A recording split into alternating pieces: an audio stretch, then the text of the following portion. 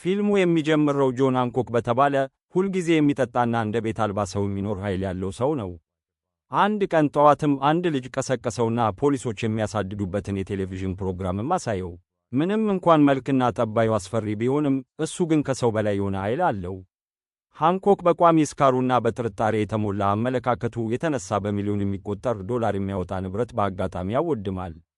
መጀመሪያ የእግረኛ መንገድ፣ ከዚያ የመንገድ ምልክት፣ አንዳንድ የፖሊስ መኪናዎች እና ለመጠጣት የያዘው ጠርሙስ ሲነካበት ተናድዶ መኪናውን በማቆም አስፋልቱን ያበላሻል። ከዚያም መኪናውን ይዞ እየበረረ ሕንፃዎችን ያፈራርሳልና በአንድ ሕንፃ ላይም ይሰካዋል።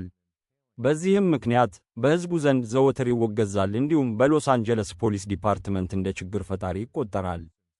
ከብዙ ክለቦች በኋላ አንዲት ሴት በመጨረሻ ሃንኮክን አገኘችው። እሱን ልታማልለውም ትሞክራለች እና ዋሻውን እንዲያሳያት ትጠይቀዋለች። እሱም በቸልተኝነት መለሰላትና ወደ መኖሪያ ቤቱ ይነዳሉ። እዚያም ስሜቱ ሲመጣ አብረው አንዳንድ የዮጋ እንቅስቃሴዎችን ያደርጋሉ። ነገር ግን የፍቅራቸው ፍጻሜ ላይ ሲደርሱ ሃንኮክ ልጅቷን ወደ ላይ ወረወራት። እሷም ትንሽ ደነገጠች። ወደ መታጠቢያ ቤቱ ስትገባም እሱ ሊያረጋጋት ይሞክራል፣ ነገር ግን እሷ ፈጥና ትሄዳለች። በሌላ በኩል ሬይ ኤምብሪ የሕዝብ ግንኙነት ቃል አቀባይ ሲሆን ኦል ሃርት በሚለው አርማ በጎ አድራጎት ማድረጋቸውን ለማሳየት የሚፈልጉ ኩባንያዎችን ያስተዋውቃል። ከስብሰባው ወጥቶ ሲሄድ ባቡር ሐዲድ ላይ መንገድ ይዘጋጋበታል። በዚያም ምክንያት ወደ እሱ እየመጣ ካለ የጭነት ባቡር ጋር ሊጋጭ ይደርሳል። ሃንኮክም የሬይን ሕይወት ያድናልና ባቡሩን ይመታዋል፣ ነገር ግን እሱ ምንም ሳይጎዳ ይሄዳል። ብቸኛው ችግር ሁሉም የባቡር ጋሪዎች ከሐዲድ መውጣታቸው ሲሆን ይህም በሚሊዮን የሚቆጠር ጉዳት አስከትሏል። ሃንኮክ መኪናውን ይዞ ለምን በቀጥታ ወደ ላይ እንዳልበረረ ሲተች ሬይ ጣልቃ ገብቶ ሕይወቱን ስላዳነለት አመሰገነው። ሃንኮክም ሬይን ወደ ቤቱ ወሰደው። ሬይም ከቤተሰቦቹ ጋር አስተዋወቀው። ግን የሬይ ሚስት ሜሪ ከሃንኮክ ጋር ትተዋወቃለች። ከዚያም ሬይ ወደ ውስጥ ጋበዘውና ፓስታ በሥጋ ይበላሉ። ሜሪም ሃንኮክን በንዴት ትመለከታለች። በኋላ ሬይ የሃንኮክን የሕዝብ ምስል ለማሻሻል ጥያቄ ያቀረበለት፣ ነገር ግን ሃንኮክ ፈቃደኛ አልነበረም። ሆኖም ሬይ ካርዱን ሰጠው። በባለ ትዳሮችም መኝታ ክፍል ውስጥ ሜሪ ስለ ሃንኮክ መጥፎ ነገርን ታወራለች። ሬይም እሱን ይከላከላልና ለምን በጣም እንደምትጠላው ግራ ገብቶት ነበር፣ ምክንያቱም እሱ የሚፈልገው መታወቅን ብቻ ነው ይላል። ሃንኮክም በጣሪያው ላይ እያዳመጠ ሳለ ሬይ ሊረዳው እንደሚችል ይሰማዋል። በሚቀጥለው ቀንም ካሰበ በኋላ ለሬይ ዕድል ለመስጠትም ወሰነ። ወደ ቤቱም በረረና እንደተለመደው መንገዱን አወደመ። ከልጆቹ አንዱን ባልሆነ ስም ጠራው። ስለዚህ እሱን ሊጋፈጠውም ወሰነ። ስምህ ማን ነው ብሎም ጠየቀው። በሚያበሳጭ የፈረንሳይኛ ዘዬው ሃንኮክን በትክራክ ብሎም ጠራው። ሃንኮክም በንዴት አንድ ጊዜ ደግመ በትክራክ በለኝ አለው። ልጁም በትክራክ ሲለው ልጁ ወረወረውና በረረ። ሌሎች ልጆችም ሃንኮክን አከበሩ። ሬይም ወጥቶ እሱ በመምጣቱና እሱን በማመኑ ደስተኛ እንደሆነ ተናገረ። ልጁንም ሲመለስ ያዘውና ወደ አባቱ እንዲሄድ ለቀቀው። ሬይ ከሃንኮክ ጋር የሚሰሩባቸውን ነገሮችም ያሳየዋልና እንዲሁም መንገዱን አለማበላሸትም አንድ አካል ነበር። ከዚያም ሬይ አንዳንድ መጥፎ ዘገባዎችን ያሳየዋል። አንድ አፓርታማ ከተቃጠለ በኋላ እሳት አጥፍቶ የሕፃናትን የአይስክሬም ወረፋ አልፎ እንደገባም ያሳየዋል።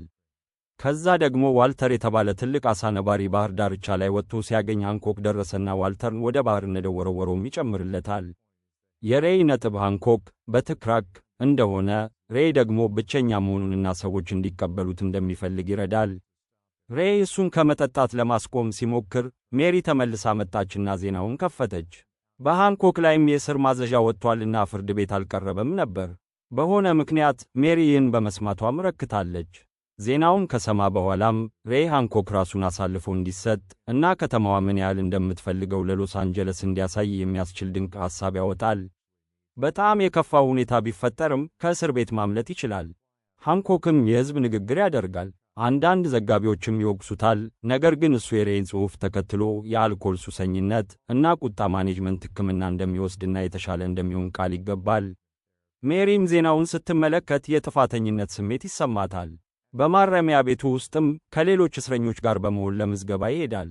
የጣት አሻራውንም ይሰጣልና ፎቶግራፍ ይነሳል። ወደ ክፍሉ በሚሄድበት መንገድ እሱን የሚጠሉ አንዳንድ ወንበዴዎች የበላይነታቸውን ለማሳየት ይሞክራሉ። አብዛኛዎቹ ሰዎች እዚህ የገቡት በሃንኮክ ምክንያትም ነበር፣ ነገር ግን እሱ ምንም ችግር እንደማይፈልግም ይናገራል። ከዛም አንዱን ሰው ካልተንቀሳቀሰ ፀሐይ በማትወጣበት ስፍራ ጭንቅላቱን እንዲሚያስገባ ያስፈራራዋልና ሁሉም ይስቃሉ። ነገር ግን ሃንኮክ የገባውን ቃል ይፈጽማል። ከዛ በኋላ ማንም እሱን ደፍሮ አያናግረውም። ሬይም ታሪኩን ከሰማ በኋላ ደስተኛ አልነበረም። ለሃንኮክ አቃቤ ሕግ 8 ዓመት እስር ወይም በጥሩ ባህሪ 4 ዓመት ተኩል እንዲያሳልፍ እንደሚፈልግም ይነግረዋል። ሃንኮክም ተገረመ እና አልተስማማም። ሊሄድ ሲል ሬይ ፈሪ ብሎ በመጥራትም ያስቆመዋል። ደንታ እንደሌለው ማስመሰል እንዲያቆም እንዲቆይና እንዲጠብቅም ነገረው። ሰዎች እንደሚፈልጉት እርግጠኛ ያደርገዋልና ሃንኮክም ይስማማል። ሬይም በየቀኑ ከሃንኮክ ጋር ይገናኛልና በረራውን እንዴት እንደሚቆጣጠር፣ እንዴት እንደሚያርፍና እንደሚያነሳ፣ የእጅ መጨባበጡን፣ ስነ ምግባሩንና ምስጋናዎችን እንዴት እንደሚሰጥም ያስተምረዋል።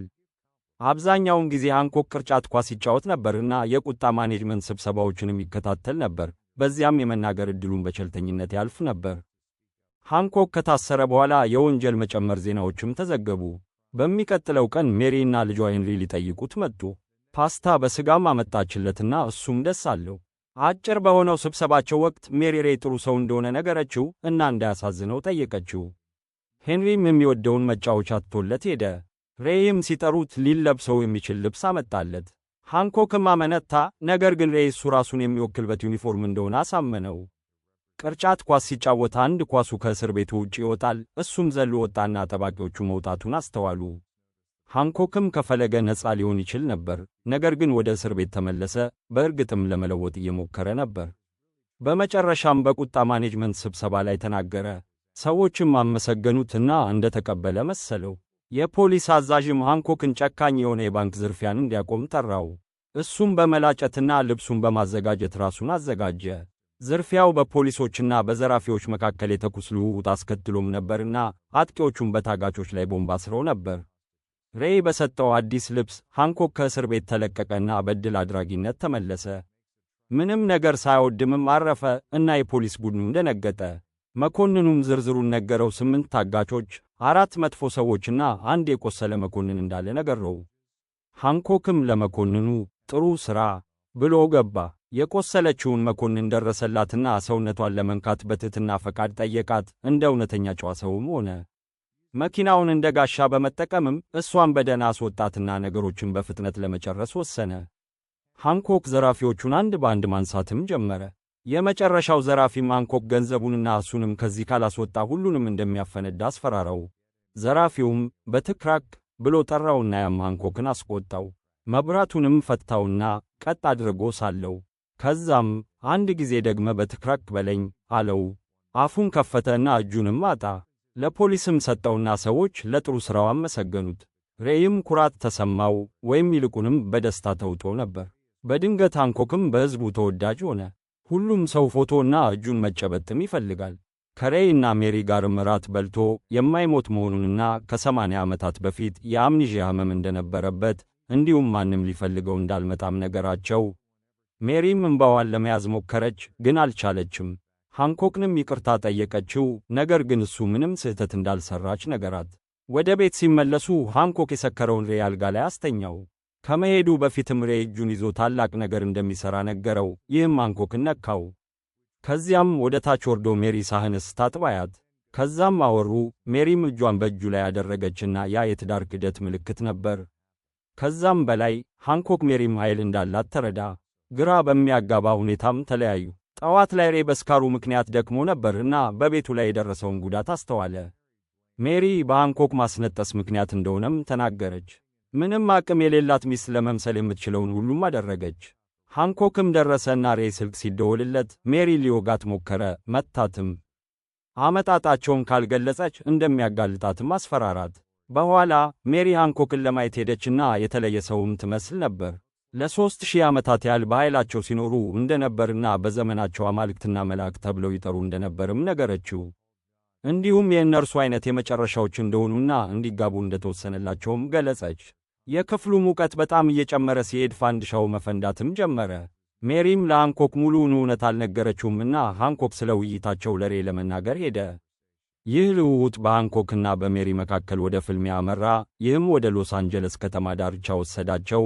በዚያም ከፍተኛ ውድመት አደረሱ። እሷም ከ3000 ዓመታት ወዲህ ያለ እሱ ደስተኛ እንደነበረችም ነገረችው።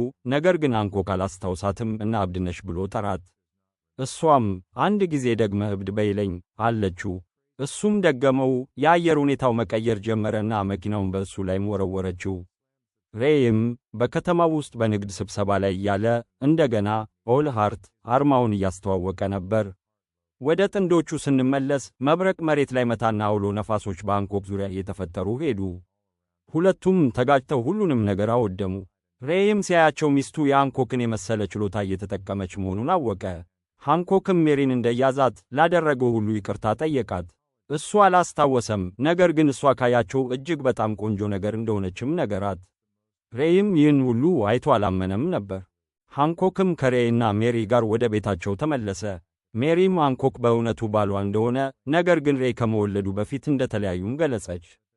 እነሱ በጥንዶች እንደተፈጠሩና ከጊዜ በኋላ ከሩቅ ርቀት እርስ በርስ እንደሚሳሳቡም ገለጸች። በኋላ ሃንኮክ በአልኮል መጠጥ መሸጫ መደብር ውስጥ እያለ ዜናው የባንክ ዘራፊው ከወንበዴዎች ጋር ሆኖ ከእስር ቤት ማምለጡን ዘገበ።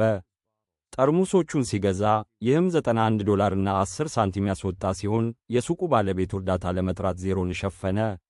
ሃንኮክም በዝርፊያው ውስጥ ጣልቃ ገባና በተኩስ ተመቶ ቆሰለ።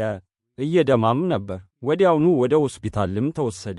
ሜሪም ስትጠይቀው ሁለት የማይሞቱ ሰዎች በአካል ሲቀራረቡ ኃይላቸውን ማጣት እንደሚጀምሩም ገለጸችለት። ይህ በእንዲህ እንዳለ ሬይ ከልጁና ከወንበዴው ጋር በአሳንሰሩ ውስጥ ነበር። ሜሪ ደግሞ እሷና ሃንኮክ በታሪክ ዘመናት ሁሉ ጥንዶች እንደመሆናቸው ብዙ ጊዜ እንደተጠቁ፣ በቅርቡ ከ80 ዓመታት በፊት በማያሚ በሚገኝ አንድ ሰፈር ውስጥ የደረሰበትን ጉዳትም እየገለጸች ነበር። በዚያ ጥቃት ወቅት የራስ ቅሉ እንደተሰበረና ይህም አምኒዥያ እንዳስከተለበት ነገረችው። ሕይወቱን ለማዳን ሜሪ በወቅቱ ትታው እንደሄደችም ተናገረች። የእሷን ማብራሪያ ከሰማ በኋላ ሆስፒታሉ በባንክ ዘራፊ ወንበዴና ሃንኮክ በእስር ላይ እያለ ባጋጠማቸው ሌሎች ወንጀለኞች ተወረረ። ሜሪም ሃንኮክን ለመከላከል ስትሞክር ተመታች። ሃንኮክ ደግሞ ሁለቱን ሰዎች በአልጋው መቶ ማቆም ቻለ። ሜሪን ካስተኛ በኋላ አንዱን ወንበዴ ከመስኮት ወረወረውና ሌሎችን ሲከታተል ተጨማሪ ጉዳት ደረሰበት። ሃንኮክ በአንደኛው ሰውም ተመታ፣ ነገር ግን በጉልበቱ ይዞ እሱንም ወረወረው። ሜሪም እየታከመች ነበር። ባለመንጠቆም ሃንኮክ ላይ ብዙ ጊዜ በመተኮስ ሊጨርሰው ሞከረ። ሁለቱም ሃንኮክና ሜሪ በዚህ ጊዜ እየሞቱ ነበር። ሬይም ለማዳን መጣና የወንበዴውን ሁለተኛ እጅ ቆረጠ። ከዛም ደግሞ መታው። ሜሪም እየሞተች እያለ ሃንኮክ የቀረውን ኃይሉን ተጠቅሞ ከሆስፒታሉ ሸሸ። እሱ በራቀ ቁጥር ሁኔታው የተሻለም ይመስላል። በመጨረሻም በከፍተኛ ፍጥነት ሲበር ሜሪ ነቃች። ከአንድ ወር በኋላ ሜሪ ስለተለያዩ ታሪካዊ ስብዕናዎች ለሬይ ነገረችው። ሃንኮክም ለሬይ ደወለ። እሱም አሁን በኒውዮርክ ከተማ ይኖራልና በዚያ እንደ ጀግና ይሠራል። ሬይን ለማመስገን ሃንኮክ የሬይን ኦል ሃርት አርማ በጨረቃ ላይ ሳለው፣ ይህም ዓለም አቀፍ ትኩረት እንዲያገኝ አደረገ። አንተ ዓለምን ትለውጣለህ ሬይ በማለትም ይጨርሳል። ስለተመለከታችሁን እናመሰግናለን። እንደዚህ አይነት ተጨማሪ ቪዲዮዎችን ማየት ከፈለጋችሁ ሰብስክራይብ ማድረግ አትርሱ።